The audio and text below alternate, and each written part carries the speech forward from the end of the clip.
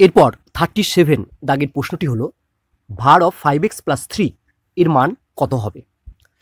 খুব সহজ প্রশ্ন, তবে এই প্রশ্নের উত্তর করার পূর্বে আমরা কিছু আরও তথ্য জেনে নেব। দেখো, var of যদি শুধু ax থাকে, এখানে a হচ্ছে ধ্রুবক আর x হচ্ছে একটা সমসম্ভব চলক, তাহলে ইকুয়াল টু আমরা কি লিখতে পারি না, ভারের ক্ষেত্রে যে ধ্রুবক পদটি থাকবে সেটি যদি বাইরে বেরিয়ে যায় বা বাইরে বার করি আমরা, তাহলে সেটা স্কোয়ার হিসাবে বেরোবে, তাহলে স্কোয়ার var x। তাহলে বলো তো, যদি var অফ -3x থাকতো তাহলে আমরা কি লিখতাম, তাহলে আমরা লিখতাম -3 তার স্কোয়ার ইন্টু var x, -3 তার স্কোয়ার মানে 9 var x। অর্থাৎ যদি নেগেটিভও থাকে, সেটি যদি বাইরে বেরিয়ে যায় তাহলে নেগেটিভ সংখ্যাটি স্কোয়ার মানে সেটা পজিটিভ হয়ে যাবে।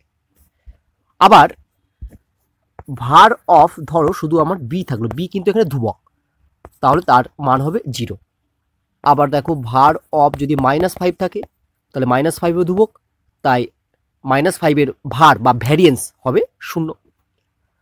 তাহলে বলো তো, var of ax plus b equal to কত হবে, var of ax plus b equal to হবে a square var x plus b এর ভ্যারিয়েন্স কত হয়, ধ্রুবক পদের ভ্যারিয়েন্স 0, তাহলে শুধু হবে a স্কোয়ার var x। চলো আমরা এই প্রশ্নের উত্তর করে ফেলি।